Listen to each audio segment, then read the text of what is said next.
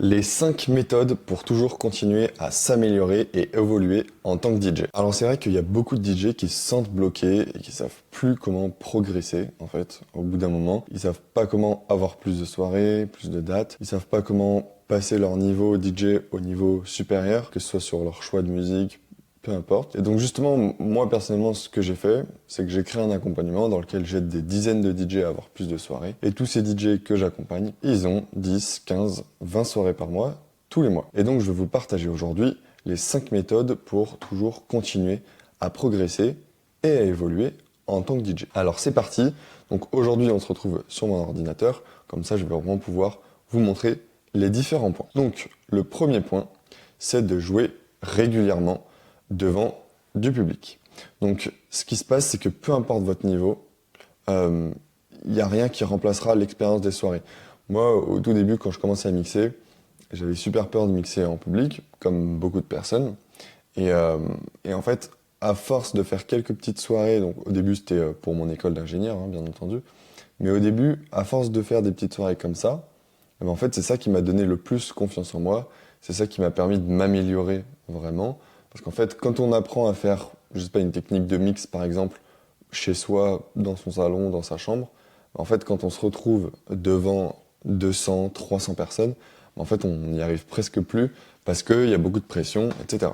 Donc, justement, chaque soirée, chaque set que vous allez faire en public, ça va vous permettre de mieux comprendre les réactions des gens, d'affiner aussi votre intuition musicale, voilà, essayer de bien lire le public, ça c'est super important. Et aussi, justement, comme je disais, apprendre à gérer la pression. Si vous n'avez pas encore de date, ou alors pas beaucoup, moi ce que je peux vous conseiller de faire, c'est de regarder la vidéo que j'ai mise dans le lien en description. C'est une vidéo dans laquelle j'explique et je vous apprends finalement à avoir plus de soirées, à passer à 10, 15, 20 soirées par mois, tous les mois. Donc je vous conseille de faire ça. La deuxième méthode, deuxième étape, c'est de travailler son branding et sa visibilité. Donc, être un bon DJ, c'est bien, hein, mais aujourd'hui, ça suffit pas du tout. Il faut que les gens ils sachent que vous existiez. Si vous êtes un super bon DJ, mais que vous restez chez vous, que vous n'avez pas de soirée, en fait, personne ne vous connaît et ça sert à rien, c'est même dommage. Donc, ce qu'il faut faire, c'est être visible. Donc, travailler son branding, le branding, c'est l'image de marque. Voilà. Il faut vraiment que ce soit propre, professionnel. Donc voilà, mettez à jour vos réseaux sociaux, publiez des vidéos de vos mix et créez une image qui vous différencie. Donc c'est bien d'avoir une vraie cohérence. Voilà. Moi, mon conseil, c'est de planifier votre contenu. Voilà. Moi, personnellement, je n'étais pas du tout quelqu'un qui aimait poster sur les réseaux sociaux. Aujourd'hui, encore, c'est pas quelque chose qui me passionne. Et pourtant, j'ai réussi à passer au-dessus de ça, notamment grâce à la planification. Donc, sur un outil comme Google Agenda, hein, c'est tout simple. Et je vais me planifier quels sont mes objectifs. Je vais dire, OK, il faut qu'à telle date, j'ai posté telle chose, etc., etc. Je me planifie tout. Et une fois que j'ai mes objectifs, après, je vais planifier en amont des différentes plages de boulot. Comme ça me permettra de bien bosser. Voilà. Donc les réseaux sociaux les plus importants aujourd'hui, c'est Instagram, SoundCloud, et il y a aussi du coup YouTube et TikTok qui sont assez intéressants pour attirer l'attention des autres, vous mettre en avant et potentiellement réussir à avoir plus de soirées. L'étape numéro 3, c'est d'apprendre le marketing, la prospection, c'est d'apprendre à avoir plus de soirées. En fait, il ne faut pas attendre que les opportunités viennent à vous. Le bouche à oreille, c'est super. Franchement, je pense sincèrement que le bouche à oreille, c'est l'une des meilleures choses pour avoir plus de soirées, vraiment. Mais par contre, quand on n'a pas de soirée, quand c'est le début, ou même, je sais pas, il y en a, ils mixent depuis des dizaines d'années, mais ils n'ont pas de soirée. Ou peut-être parce que ils ont fait une pause et que maintenant ils reprennent, peu importe. Mais du coup, quand on n'a pas de soirée, c'est pas avec le bouche à oreille qu'on va en avoir plus, parce que le bouche à oreille est inexistant. Et du coup, justement, pour ça, il faut apprendre à fonctionner différemment. Donc il faut apprendre à contacter les clubs, les bars, les organisateurs d'événements, avec une approche professionnelle. Il faut faire ça de la bonne façon. Peut-être que vous, aujourd'hui, vous avez déjà envoyé des dizaines et des dizaines, voire même des centaines de messages à tous ces acteurs du monde de la nuit dans l'événementiel, et pourtant vous n'arrivez pas à avoir, je sais pas, 10, 15 soirées par mois, et si c'est votre cas, c'est parce qu'en fait vous ne faites pas les choses de la bonne manière, ou alors que vous ne faites pas assez. Alors quand on commence à envoyer des centaines de messages, souvent c'est pas la quantité qui pêche, c'est plutôt la qualité en quelque sorte, et ça veut dire que juste vous ne faites pas ça de la bonne manière.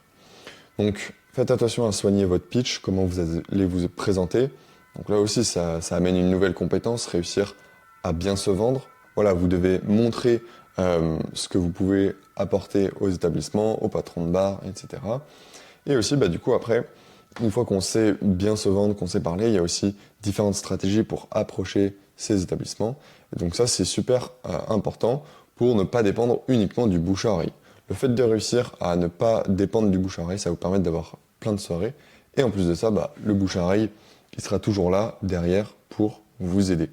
Donc voilà, personnellement, comme je disais, moi j'ai des dizaines de DJ à y parvenir de la bonne manière. J'ai déjà fait pas mal de vidéos sur cette chaîne YouTube pour vous apprendre un petit peu tous les différents aspects qui vont vous permettre de réussir à avoir plus de soirées.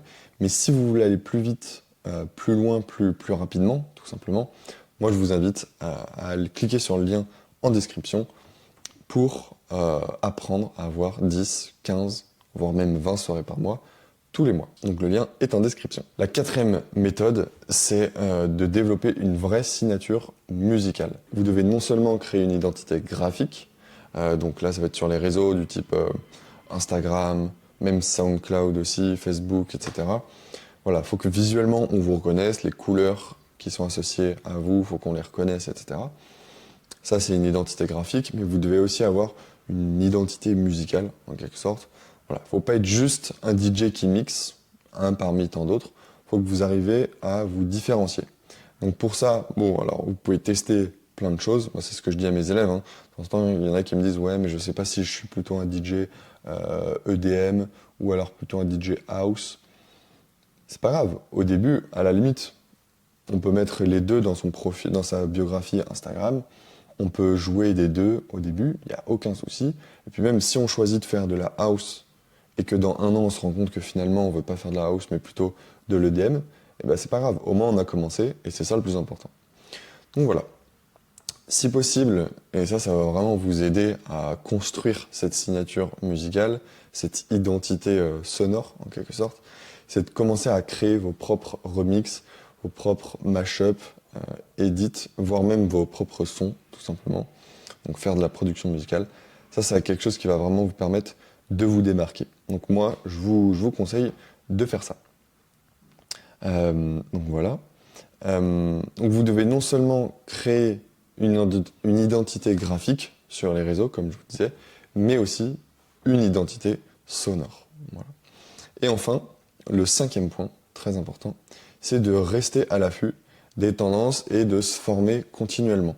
Donc ça, c'est un petit peu un travail de fond, en quelque sorte. Voilà, la musique, les modes, l'industrie, ça évolue constamment. Même vous évoluez, les autres DJ, tout le monde évolue. Et donc voilà, il faut réussir à suivre les tendances, à avoir sa propre particularité, bien entendu, réussir à se différencier, mais réussir à suivre un petit peu les tendances. Voilà, moi je vous conseille d'essayer de découvrir le plus de sons possible, toujours bien vous entraîner, réussir à découvrir les nouvelles méthodes de mix. Si aujourd'hui vous scratchez pas, peut-être que vous pouvez commencer à apprendre ça. Même si c'est pas forcément 100% utile pour votre style de musique, ça peut toujours être bien.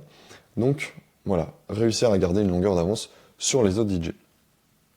Moi, ce que je vous conseille du coup, pour résumer, c'est de vous former, de mixer régulièrement et de mettre à jour vos playlists régulièrement. Voilà. Donc pour ça, vous pouvez regarder des masterclass, des vidéos sur YouTube, comme toutes celles que je fais sur ma chaîne YouTube. Vous pouvez assister à des événements. Je sais qu'il y a des écoles aussi de DJ. Nous, on propose un programme qui va vraiment vous apprendre à faire tout ça, réussir à avoir plus de soirées, tester du nouveau matériel. Voilà, il y a plein de choses à faire. Donc voilà. Quoi qu'il arrive, si ça vous intéresse à réussir à faire ça et que vous vous sentez bloqué vraiment, moi je vous invite à cliquer sur le lien en description pour apprendre à avoir 10, 15, 20 soirées par mois tous les mois.